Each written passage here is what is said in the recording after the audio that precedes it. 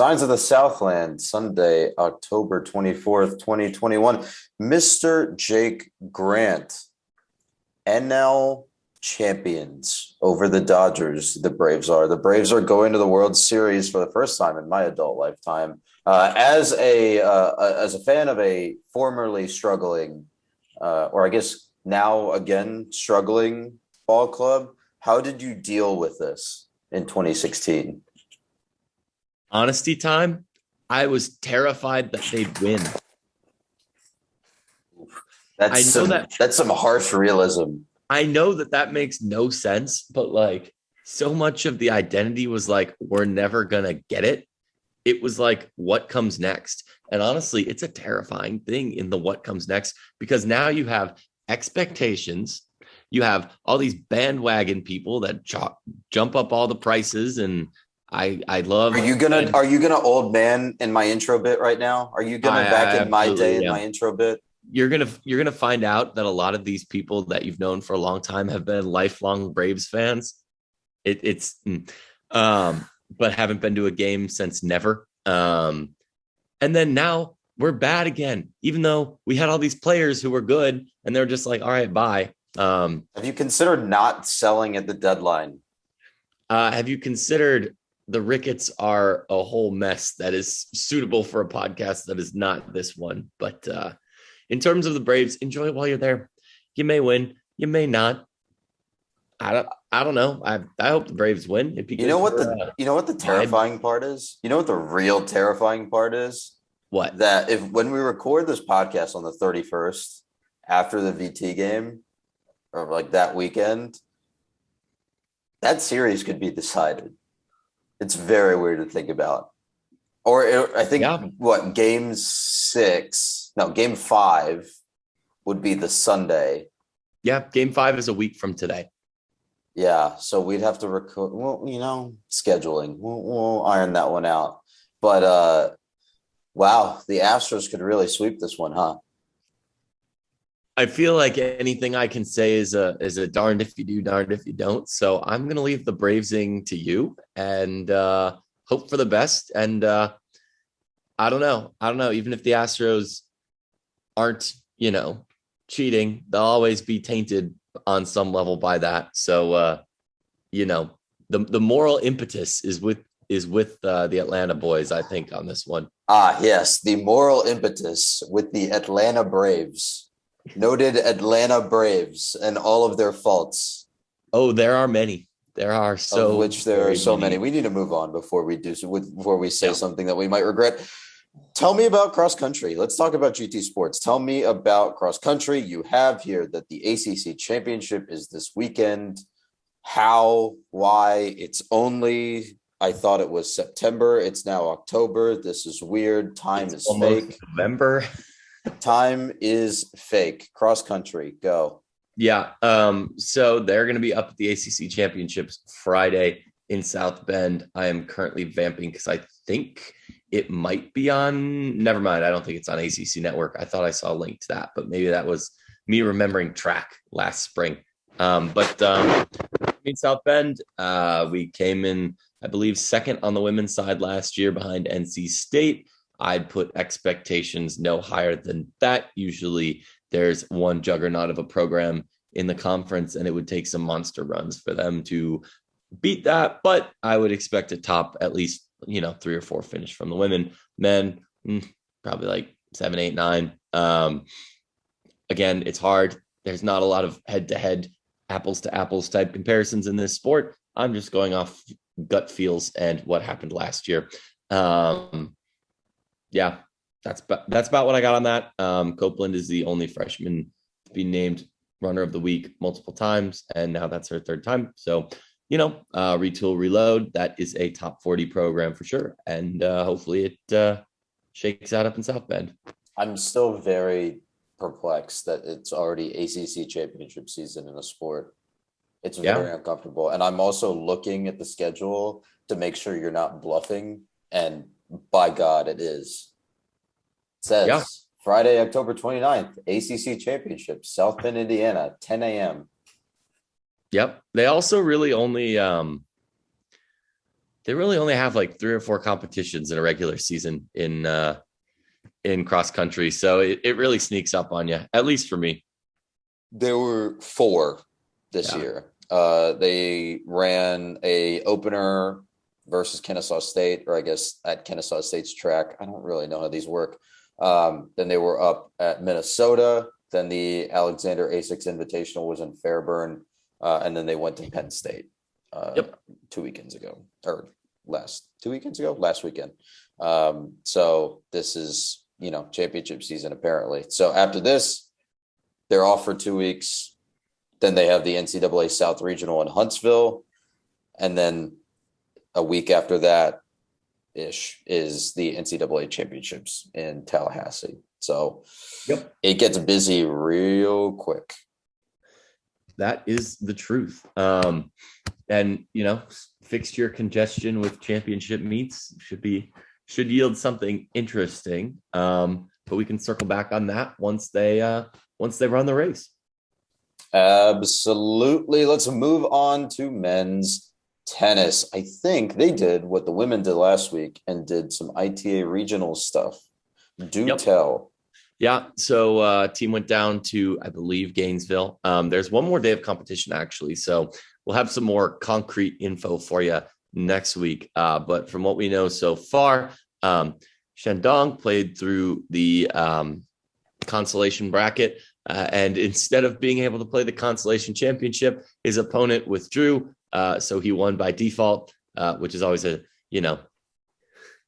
delightful way to get a nice little title. But he won the consolation bracket. The finals for the main draw are tomorrow. It'll be today by the time this comes out, in which Anders Martin is advanced to the singles final. And Martin and Marcus McDaniel, as Anders Martin and Marcus McDaniel, top 10 doubles team in the nation, will they will face Miami, who's a top 11 doubles team. Oh, that's an old joke. That is an old joke. Yeah, for their ITA regional crown. Win and you are at ITA nationals. Actually, I think the qualifier sends the top 2 on both sides, so they may already be in. That's in sunny California in a week or 2, and that would be always good to get some good matches, good opponents in. And I guess we can say it's the usual suspects because Martin and McDaniel are definitely the usual suspects when it comes to men's tennis and getting into the finals of tournaments like this. So right now they're in Gainesville. I don't know if you mentioned that specifically.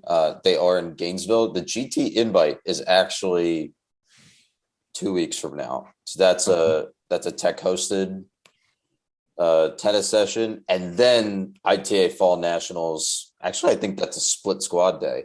ITA Fall Nationals is on that same weekend. So yeah, so don't expect the dub in the GT invite if McDaniels and Martin are out in California.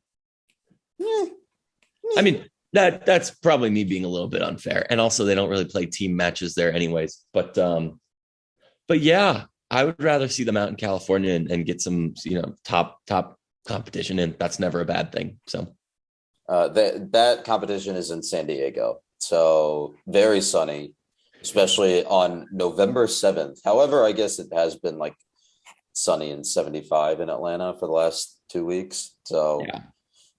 Nothing changes, I guess, for them. Let's move on to softball.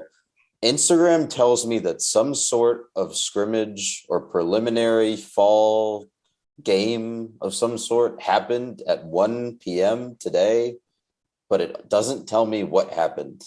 Do you know? Yeah, I don't know either. I checked Twitter. I checked ramblinrec.com. I even checked out their live stream link, which was off or something. I don't know. It was weird. I didn't find a way to go back to, the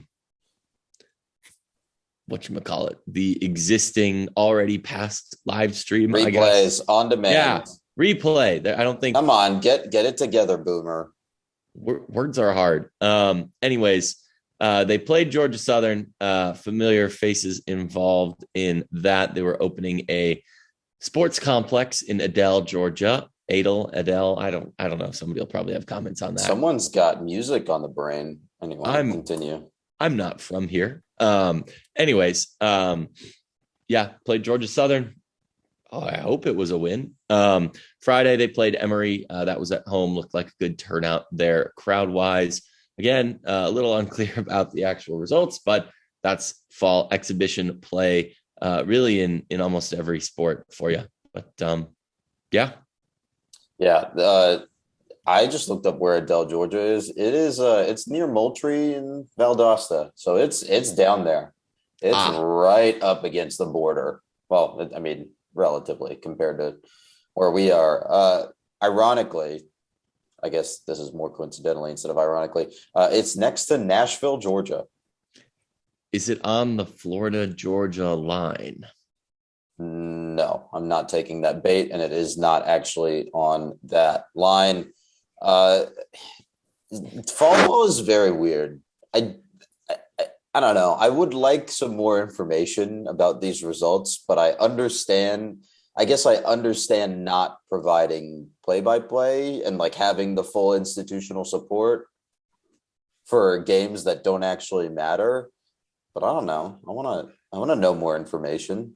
I figured there'd at least be like an intern running the Twitter account or something. But I mean, you have that just like radio silence, or you have Georgia Tech baseball that played 12 innings against UAB and had the same, like, the innings ending in the middle of the inning because they're scoring a lot of runs. Let's play 12. Let's play the bottom of the 12th, even though we're winning by 14. Like, it's fall ball. It's just kind of really weird sometimes. Are you trying to segue? Are you trying to take my transition job from me? Go for it. Yes. Yeah, I had nothing else to say about softball, honestly. Baseball, I did catch a couple innings at the Rusty C. The MACNs. I don't know. We're still workshopping those. Yep, Tech. It's a gorgeous day. Again, a lot less windy than last week. Tech in the, I guess, official... The first 9 innings, Tech led 8-1 at the end of those. Highlight was definitely the bottom of the 6th. It was 6-run frame. Parada hit a bomb straight to center to lead it off. 2 guys got on. Reed clears the bases with a shot to right, and Anderson does not want to be left out, so he cleaned up as well with a 2-run shot to left. So the power's there. The hitting's there. We had lots of hits. I mean, we scored 17 runs, so like it happens. The 6th did also get cut off, so one of those probably could have been more, but it's fall ball, so let's pump the brakes. It's all fake, is what you're saying. It is all fake.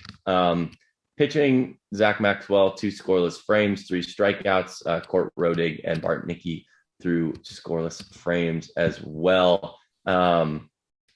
Manley, good pitching, 3 strikeouts and a hit. Trying to see Aiden Finiteri, another scoreless frame. Really can't really complain on a lot of this, man. It's I'm hoping that this isn't me writing too much into fall ball, but I would like another coastal title. So am I asking for too much? Maybe. I mean, it's the end of October and baseball season doesn't start until February. So maybe let's think about this for a little bit while longer. I'm not saying you're wrong. I'm just saying let's digest a little bit more of the fall season before we make decisions, if you will.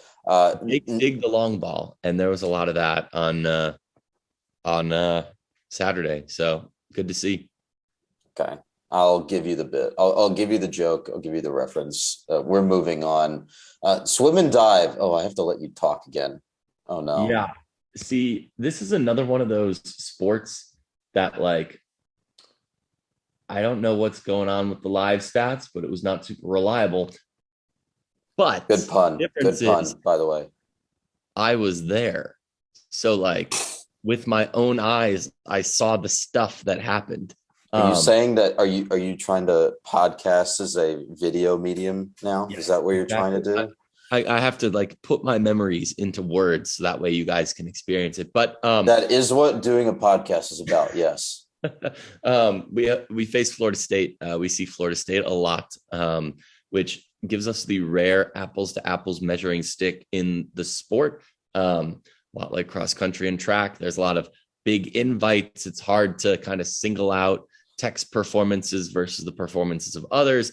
But with FSU being a schedule annual visitor, or I guess sometimes we go there, you get the point. That it makes it for some easy comparisons, or easier. The FSU men are a top 15 team. Our men, our top 20 team, lost to them by 2 points. Really did come down to the final relay. I know that's kind of a cliche in swimming that like, oh, the 50 free relay. But in this case, the Tech men entered that event trailing by 7, which means that they needed to go 1-3 or 1-2 in order to win the event, and then therefore the meet. They smoked in the A relay. It was fantastic, but the B relay was just ever so slightly touched out and wound up 4th. Tech gained ground, but still came up 2 points short. Essentially, for as much as a 32 event meet with diving and swimming and relays and all that can be, it was essentially a coin flip. But that's what you want to see up against, some of the best in the sport. But as far as the women go, they were a little bit farther off. I think they lost by about 15 or 16. Not bad though. Great performances from freshmen, men and women. Maybe it was a good idea to like recruit the whole Turkish Olympic team. Not bad. I don't know. But Mert Kilavus won the 1,000 and the 500. He was about 5 seconds off the team record in the 1,000, which may sound like a lot, but over 1,000 yards, that is almost nothing. And that was his first big meet or not even big meet, first like regular D1 meet as a high school, as a college swimmer. Wow. Oof. Yeah, won 2 events, swam 1,500 yards in an hour and a half. Plus, there's relays and stuff too. Unlu came back for another solid year. He looks very good. Came in second in the 500 free. Trying to think, Berke Saka, Kyle Pamputis, Christian Ferraro, names that we've heard a lot of. And then on the women's side, Brooke Switzer, continuing where she left off in the mid-distance freestyle. You have Daphne Tashildis.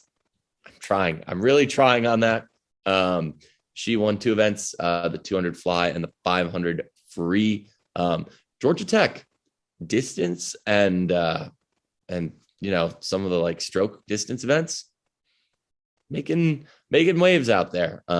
Boo, bad pun. I'm not even going for that, but Tashildis in particular fended off 3 FSU swimmers down the stretch, and the 500 is a long race. So for the fact that 5 swimmers, because I think we had another in the mix as well, but to have 5 swimmers at the 400 meter or 400 yard mark that can win or have a reasonable shot at getting the win is makes for a good race. And sometimes you got to just put your head down and go, and Tech got some gutty swims. Diving looked good. I don't know, I'm a little all over the place on this because I would have liked to have results to look at. Results to digest, like a stat sheet. I'm looking at what you were telling me, and the stat sheet that comes up is for a meet from January. Oh, my leg just cramped so bad. But yeah, it's the Vanderbilt meet from last spring. And like I typed a lot of stuff in the Twitter live tweeting, but like not that I don't know if that's right, but like I hope it was right. Numbers would be nice to be accurate when you publish something, wouldn't it? Yeah. But I do know that for sure the Tashildis and Ferraro 200 flies were B cuts. Paputis got NCAA B cuts in the 100 breast and 200 breast. And the man also won the 200 IM. Like I said, lots of stuff to like from the pool. The women seem to have notable depth, and just watching them smoke the 400 free relay at the end, that is one of the more convincing and all-around relays I've seen them swim in a while. So, and I don't think you did the setup enough credit. Like they were close to winning. I mean, relatively in terms of swim times here. They only missed a podium finish in that relay, or the second podium finish in that relay by 0.46 seconds. Mm-hmm. So it's close. It's not as close as you can get, but it's like not even like a body length. That's like a hand length. Yeah, I think that's your fingernail grazed a little bit later or something. You know what I'm saying? Yeah, it's very, very close. So like you said, coin flip. And just, you got to give credit where credit's due between transfers and recruiting. Like this is, I feel like a lot of teams say this in a lot of sports with the COVID extra year of eligibility, but with Pamputis and Ferraro being back and, Hidalgo being back on the boards, or Cameron Hidalgo, diver. That's a lot of your great star power. Like you combine it with Kilavus to shield this. This is their time to, make a statement, finish higher up in the conference rankings. It's hard to be good in the ACC. And we get that at home this year. So maybe we'll see some waves there, but again, you need to lay off the puns. Ugh. It's bad. It's so bad. Too long. It just kind of flows out of me. Oh no. Flows. My God. Just a couple other notes, because I have the recap up from RamblinRec.com. Carmen Woodruff, who I don't know if you mentioned, but I'm gonna put her out here. Second best score on the 3-meter board. She gave a couple comments to that end. Freshman Alan Mann, who had one of the top scores on the 3-meter board on the men's side and the 1-meter board. So a lot of good results on the diving side as well. Let's see. Did I have any other notes here that look interesting? No. Okay. Next meet is at North Carolina on the 5th. And then apparently they're going to Duke the next day. So that is I don't know what it is about scheduling the back-to-back Power 5 turns, because we've done it at home a couple times too. And it's, whew. I feel like those are built to have people do different events. But I don't know how meets work anymore. So I mean, that's the thing about these meets too, is like, and again, there's a reason there's a regular season, but until we see like shave and taper, like it's two different seasons. Like, and again, that gets in the weeds a little bit, but there's a lot of swimming left to be done before even the GT invite, let alone ACCs and the NCAAs. So yeah. Yes. And there's a lot of swimming that needs to be done before Tech will apparently put together a competent live scoring page. But that's besides the point. Moving on to a sport that did have a good live scoring page. Let's talk about golf. Georgia Tech golf plays 6th in what's the name of this tournament? Because all I have is Golf Club of Georgia on the shot sheet, and I think that's what it's called. It's the Golf Club of Georgia Collegiate. We need to get so much better at naming and branding these events. Like, I'm actually upset that that's what the name of it is called. Not the Georgia Tech Fun Golf Time event or something like that. Sure. Even that would be better. Please tell me about it.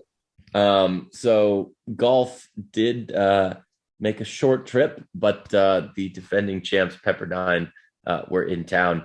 They're quite good. They annihilated the stroke as a team mark. I'm really blanking on a more concise way to say that. But so they were playing really, really good golf. Tech, a top 20 team, a top 10 team by some metrics, was also joined by Texas A&M, top 10 team, Wake Forest, who is very good, Tennessee, top 25 team, and Stanford, a top 5 team. Top four. Tech wound up 6th, but if you couldn't tell by our little intro, they had a little bit of a stacked field. So, you'd like to see a nice win at your own tournament, but they're playing golf against some of the best teams in the country, in the region. I'd rather beat Wake Forest at the ACCs and have now be what it is. So, because that's how sports work, right? So we just everything will come due and we'll get our just rewards. Good coach speak. I just want to bolster your intro to describing this very poorly named tournament. I think the Ramblin' Wreck blurb here does the field some really good justice. It's number 13 Tech in the golf coaches poll, but the field includes 9 other top 50 teams and then 15 top 50 individual golfers. So very, very good field. And to place 6th in that is no small feat, personally. Plus, they've already won 2 of the 4 tournaments they've played in this year. Like they're 500. To be 500 in golf, that's crazy. The big golfer might do it. Oh, but he'd just do it in terms of drive yards, not actual win percentage. Yeah. Just got to drive the green on every hole. That's how you win golf. Only hit bangers. That's how golf works. Dude, I hear if you hit it into the lake, it's worth more strokes, which is what you want to do. No. Golf is scored by the most points, actually. That's why I'm the best at golf.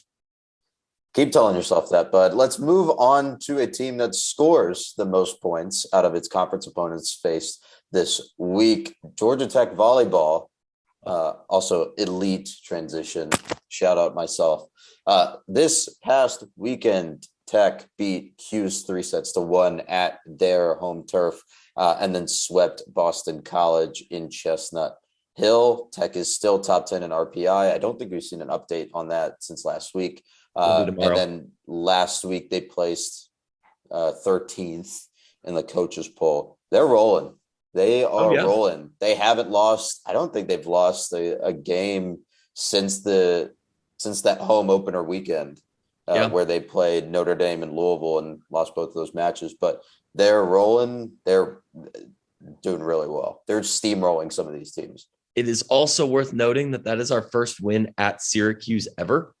And that's a Syracuse team that beat Pitt last year. Too. Beat them twice, actually. They're a top 50 team this year. So, no slouch.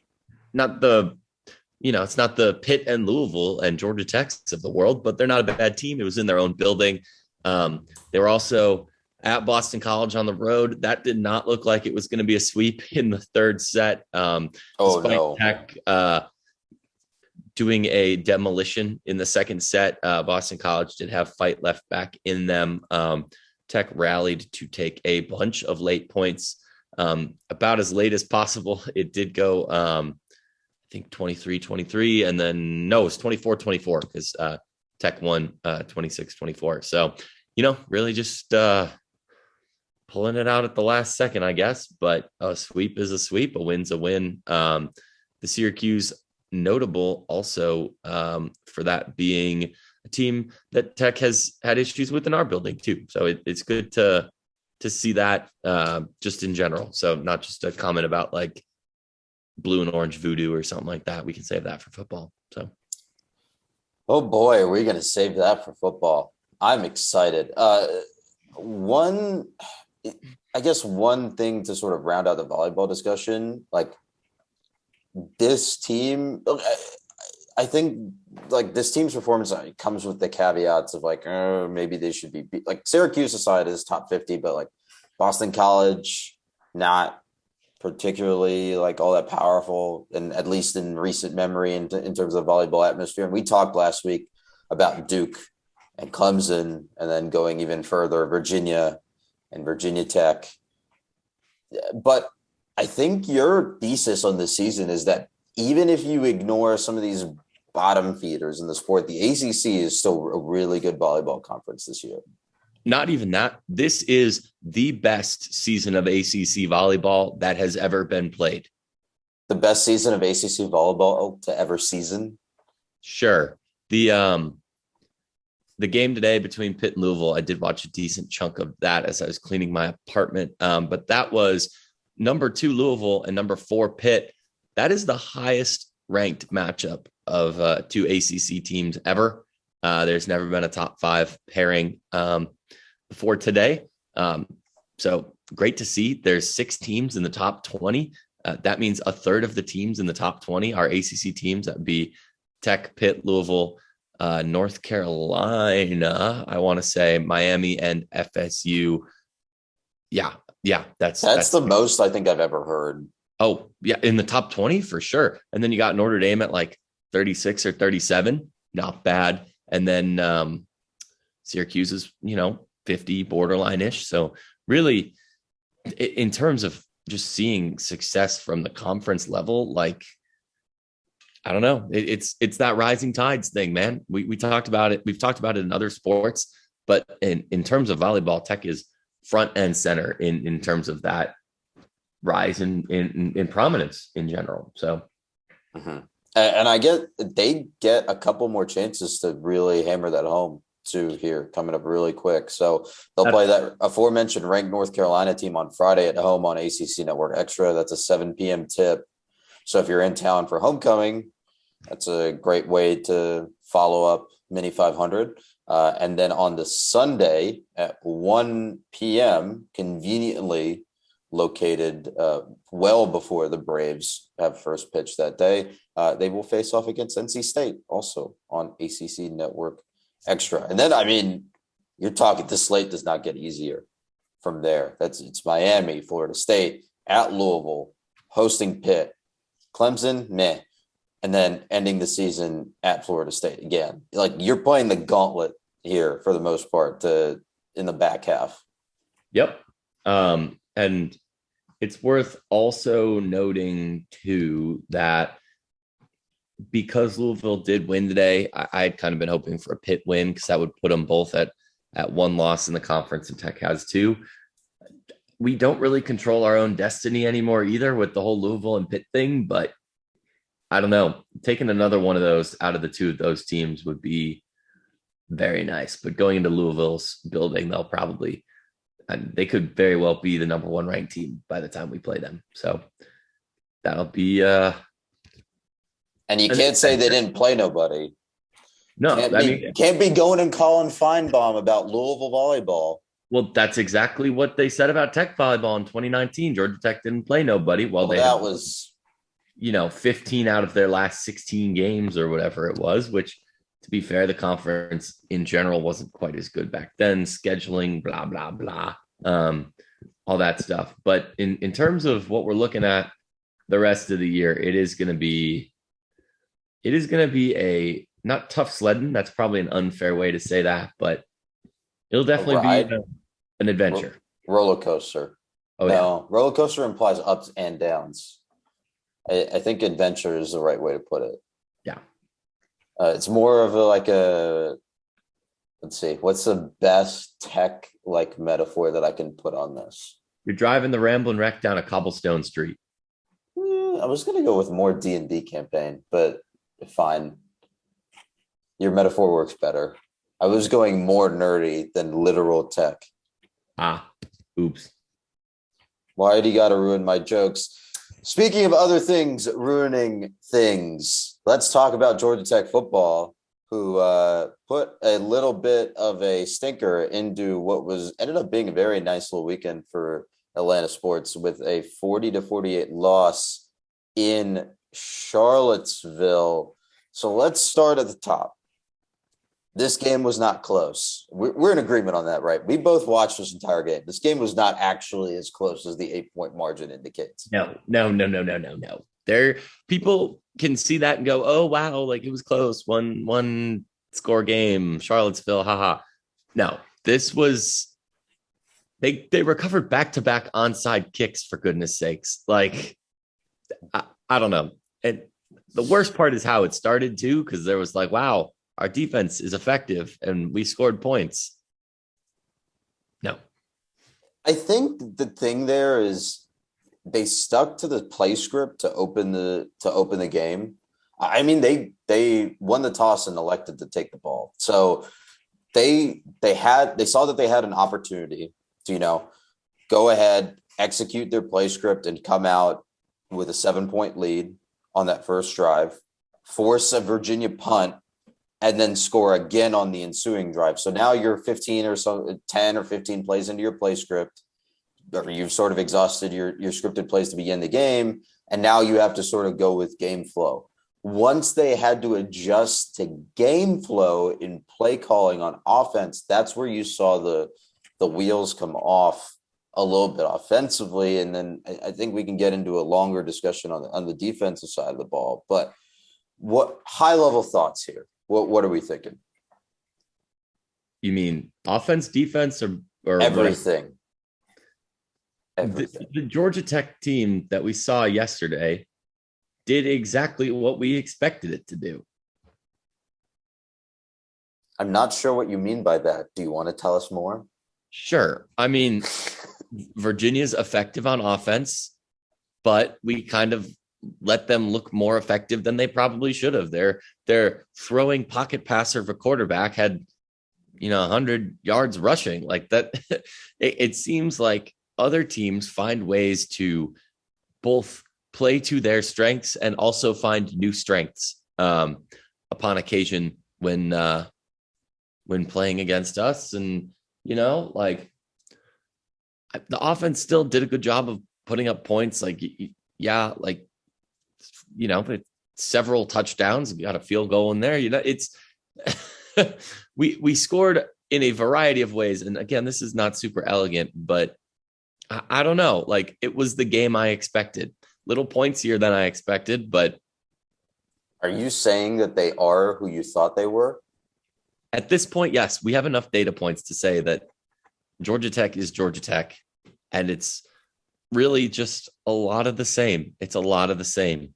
And I think you're touching on something there. Sorry, you finish your thought, but I want to come back to that thought. I was going to say there's a lot of people who are individually talented and doing great things, but like there just seems to be something overarching that's just not quite there. Mm-hmm. I think I think the first thing you said there, it's like it's the same thing. Like, we know what we're getting. I think we saw that theme in the defensive performance for this game, right? And I was saying it a couple of times while I was live tweeting the game, and I had mentioned it in our writers' room as well. UVA had a lot of success in that 7 to 15 yard depth of target range. I don't have the exact numbers in front of me because I wasn't charting the game, but just from anecdotal, like obviously watching the game, watching it back a little bit, that's where they made most of their money. They're not throwing short little checkdowns. They're not throwing deep a whole lot, but they are taking advantage. They took advantage of that 7 to 15 yard zone a lot, and they found a lot of success because you could see there were wide open spaces in the way that Tech was defending at times. I'm not going to claim to be a zone coverage expert, but some of those handoffs between zones and some of the placement of the zones, even like there's something wrong in there that we see teams take advantage of time and time and time again in that 7 to 15 yard range and just make ridiculous amounts of progress down the field.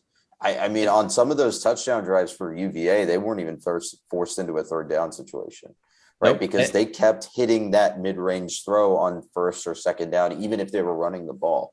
There's a play that perfectly exemplifies that too, is we had them at 3rd and 16 and they're able to convert. And that's that 15 to 20-ish yard range where if you're just chunking your way down the field, you don't even give yourself opportunities to make stops and force a punt or anything like that. And I don't know, we were super turnover lucky against UNC and did a great job forcing the ball out there. But when you lose that battle, not to say that we are as good as top 10 Iowa team, but like you saw what happened to them when that was a big part of their defensive identity was, putting the ball down. And I think Georgia Tech could very well have success against a Notre Dame or something like that, but it is going to take a turnover or two and not doing the same thing on our end. Mm-hmm. And I think one of the things I pointed out while I was tweeting the game is that pick, the pick that you're talking about from Jeff Sims in 4 plays was about a 12 expected points added swing, right? You have Sims' pass being picked off at the UVA 28. That's right around -5 EPA. And then, Brennan Armstrong completes one pass for 5 yards. Then he throws an incomplete pass. And then he hits Dontavian Wicks for a 70-yard TD and almost 7 expected points added in that on the very next play. So you're looking at just a massive swing just in those moments that Tech isn't really able to recover from. And it's not like turnovers were a consistent theme throughout the night, right? It's not like Tech had trouble holding onto the ball. UVA was really rangy on defense, or it was really really looking for stripping the ball out or anything. It was just, you had that one moment that sort of, rocked Georgia Tech a little bit, especially in some of the underlying numbers, and it sort of just didn't adjust, right? It just couldn't adjust, and it had a lot of trouble the rest of the way. Yeah. I wouldn't besmirch Jeff for the turnover or anything like that either. We have it in our shot sheet. The play calling was consistent. Like, I didn't have much of an issue with that. It's just one of those, like it wasn't amazing, but it wasn't that bad either. Like, yeah, I just, the thing that blows my mind is, like, I get it. Like, my expectations of this team when I became a fan was set on a consistent and very established offensive identity. I would not say we have a very unique offensive identity anymore. And that's part of the point of this whole transformation, right? Is that is not our thing. But we do have Mr. SEC defensive guru, Florida, Mississippi State. Like, I would have expected to see just more out of the defense. And quite frankly, the offense is, like, it could be better, but it's not as big of a problem right now either, I don't think. Like, you have a lot of talent on offense and it's bringing you far, but if you can't stop the other team, it's silly when you simplify the game to, like, the best offense is a good defense, or like you can't win a playoff series without pitching, or whatever, like old baseball, inside baseball term, or inside football term, or inside basketball, where it's like, oh yeah, defense wins championships. Like, also, defense doesn't win. None of those things are true anymore. None of those things. The pitching one is true, but sidebar. But like, I get what you're saying. That's the thing too, is you still need it, is the point I'm trying to make here, right? And, like, it's wild to see us ranked as high as we are by some metrics and some advanced statistical profiles, whatever. Bill C would probably not be appreciative if that's how I vaguely describe statistical profiles, analytics. Yeah, like the boomer says, like, the fact that we're in 50s range, like, that is, it still surprises me a little bit, honestly. Like, I just feel like we know what this team can do, and, like, I just wish that it seems like they're very close, like, just to having some sort of breakthrough. We thought it was going to be UNC. We thought it was Clemson. We need to win 2 games in a row is what we need to do. I agree. You can say that the point is proven. And with how the defense has been inconsistent at forcing turnovers, if that's going to be their thing, you got to make sure you're always doing that. If your thing's going to be making, big stops or just bending but not breaking, you have to do the thing, whatever that is. And I just don't think we're doing that with enough regularity. The game is about blocking and tackling, as we're constantly reminded by our friends at Split Zone Duo, right? It's about blocking and tackling. On the blocking side of things, despite having a patchwork offensive line in this game, Tech was fine. It averaged 2.2, about 2.2 line yards per carry. That's fine. I don't really have a problem with that. It had, like, to expand upon that in terms of the rushing game, which we've harped on a couple of times here as being inconsistent in the last couple of weeks. They had 7.2 highlight yards per rush opportunity. So that's after they cross after they gain what I think it's like 10 yards, or wow, this is going to be rough to explain. Rushing opportunity where there are 4 yards gained on the carry, and then however many yards after that, there's a formula. It's online. I'll leave it at that. It's good. It's a good number of yards to gain when you're being explosive in the running game. I mean, the EPA numbers check out, right? Even if you account for the pick, Tech is passed for 0.24 EPA per play. That's not terrible. It's not as bad as it's been sometimes. On the ground, they've been 0.45 EPA per play. That's really good. Here's the kicker, though, and this is something that you touched on with the 3rd and 16 comment. On late downs, that's 3rd and 4th down, Virginia had a 70% success rate. Tech had a 50% success rate. 70%. Yep. So when I say the game is about blocking and tackling, we talk here about the blocking part, right? Tech was successful at that one half of what the game is about. It was not successful in spades, and I don't think it's much of a stretch to say that, at the second part. And I think, again, to go back to our point, the point that I was talking about earlier about some of these mid-range throws and UVA hammering that, I think it really comes back to scheme. What are we doing here, right? What is, if you are continually allowing that mid-range throw, it's something that we talk about in soccer, right? If a player is doing something once, if a player does something wrong once, it's a mistake. If a player does something wrong many times, it's a tactical instruction. In this case, if players are missing their zone coverage or blowing zone coverages here, it has to be something strategic. It has to be something schematic. So if you're giving up that second level throw, that 7 to 15 yard throw, what is the benefit that you're getting out of it? Right? Where is the other margin that you're winning on? And to your point, they are allegedly, like schematically, theoretically, supposed to be winning on that turnover margin. But turnovers are random by nature. You only recover 50% of fumbles, only 22% of passes defended turn into interceptions. So how does this work out? Right. I think you need to pick a better opportunity cost to base your defense on, because clearly this is not working. Yeah. I think it's funny that we harp on the tackling not being there, because literally there was one play where we had an open field tackle that was very clean. And I was like, wow, we've come a long way on that. Funny. But no, I agree. All that to say is, I think you nailed it. And I don't know, there has to be something else out there that can be effective and deliver dividends, because granted, a 7-year contract's a long time, but after 3, you start to learn some stuff.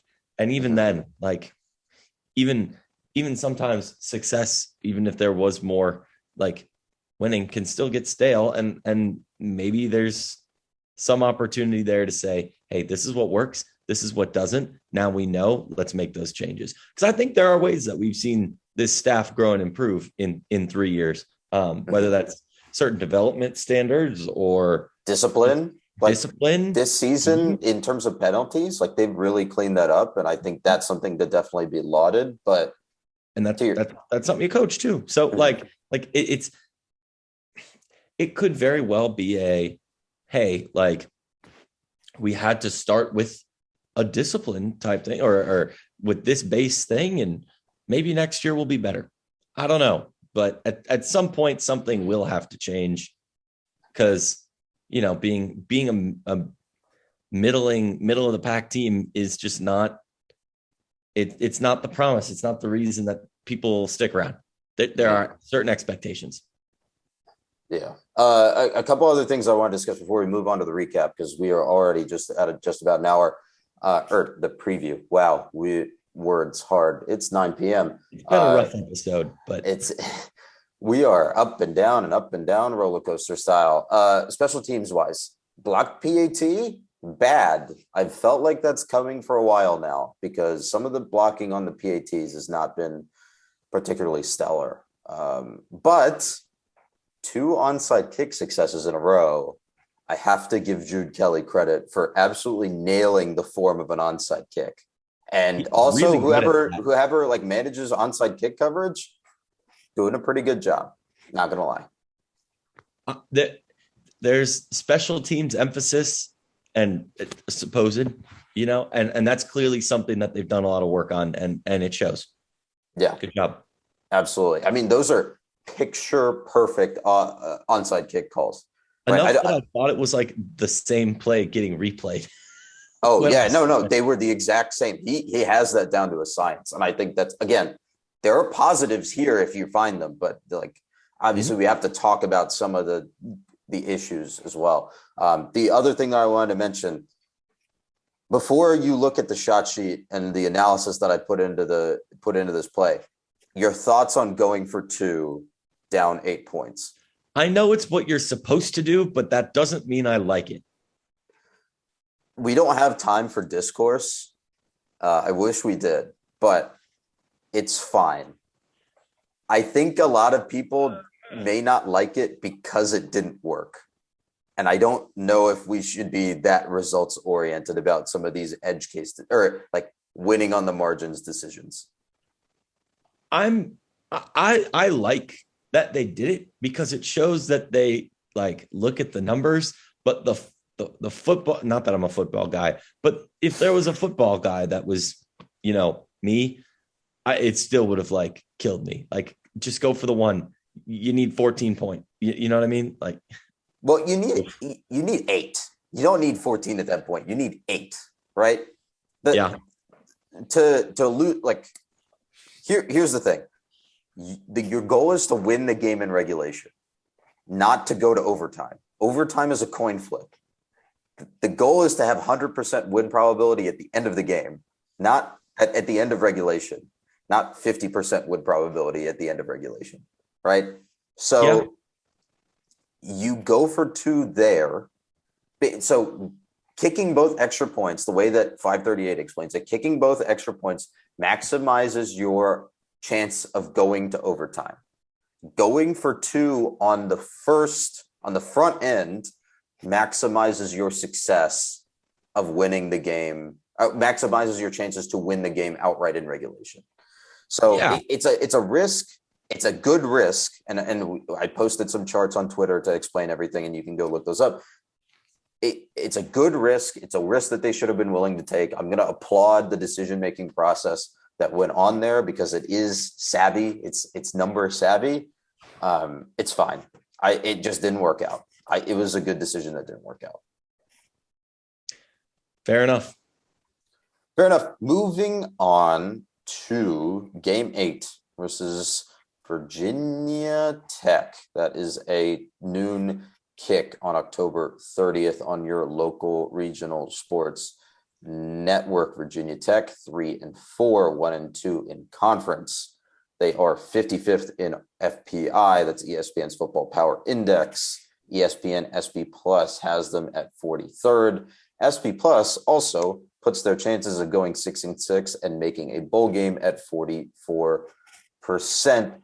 Justin Fuente, it is time, buddy. I'm not saying that this game specifically will be the time, but buddy, I am surprised that you still have a job when we're recording this after blowing a 20-point lead, fourth quarter lead, mind you, to Syracuse at home.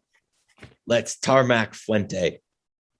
I mean, how long is the flight from Blacksburg's airport to Hartsfield Jackson? Or I guess the reverse leg of that? I was going to say, can you even put a football team charter into Blacksburg? Like, I don't. Well, they're coming here, so.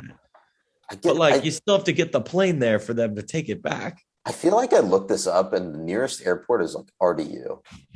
No, there's no way. It has to be like Roanoke or something, right? Oh, no. It was Roanoke. But it's still like an hour and a half away. Yeah, Roanoke, Blacksburg Regional. Let's see how long the runway is, because I'm now curious. This is too much air. This is too much airplane nerdery. I'm gonna let you look that up. I'm gonna read some more statistics. Justin Fuente, it's probably time. Georgia Tech 3-4, as we discussed, 2-3 in the ACC. FPI has Tech at 51st. SP Plus has Tech at 50th with the 47th ranked offense, 50th ranked defense, and 94th ranked special teams. SP Plus also has Tech's chances of going 6-6 and making a bowl game at 25%. Some general odds and ends, not to make a pun, but to get that out of the way. This game opened in Vegas at a pick'em. The consensus line moved to Tech by 3.5 by the time of recording. It might have moved a little bit more by the time you see this tomorrow morning. Over under that I saw on Vegas Insider, it was at 54.5. SP Plus projects a VT win by a half point. So basically it's a toss up. And FPI, weirdly enough, FPI has Georgia Tech winning 61% of the time. So, wow, this is a weird game. This is very weird to, read, write, and talk about. This might be the the least hyped Tecmo Bowl stakes on both sides that I can remember, at least. Let's see. Someone has mentioned in our writer's room, this might be the worst rendition of the Tecmo Bowl of all time. And I think that's a little bit brutal, but I also don't find a lot of reason to disagree. I mean, you're talking about just a decade ago, mind you, Tecmo Bowl decided the ACC Coastal winner every single year. And now both of these teams are scuffling. Let's see. The last time that this rivalry did not include at least one ranked team was 2008. Georgia Tech was pretty good that year, lost to Virginia Tech. Ranked all the way through 2012. All right. And there has not, I thought Virginia Tech was ranked when we beat them in 2017. Anyways, that first decade when Virginia Tech was in the ACC was quite good football. High drama. Made for good stakes. Now there are definitely stakes, but we'll let the football play out on the field for that. Absolutely. I think we've sort of discussed what we want to see out of this game, right? It's something on the defensive end needs to be fixed. It's really what I want to see. Other than that, honestly, a lot of the things that I'm interested around this game are the intangibles, right? It's homecoming weekend. It's World Series weekend in Atlanta. There's a lot of stuff going on in and around campus. You have Mini 500 at 5 p.m. on the Friday. Rec Parade is now at, I think, 8 a.m. I think that time has been updated with the game time for this game being updated. And then I'm missing one. Freshman cake race, obviously 6:30 a.m. But no one other than freshmen is really ever there watching that one. It's homecoming weekend. Have some fun. Come to town. Game or no game. If you go to whatever you're doing this weekend, there's opportunities to have fun the entire weekend across the campus and across town too. Look.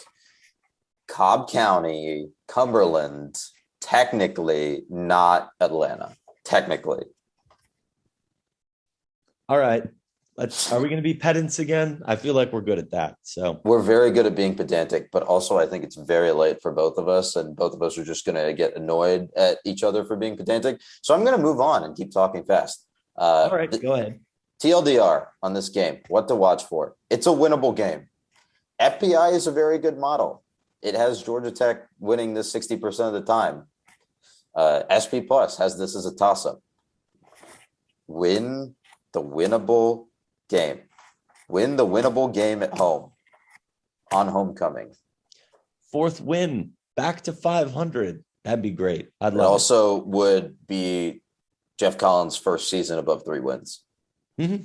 So progress. It's forward movement. We talked a lot about proof of concept at the bye week, before the bye week, right after that UNC win.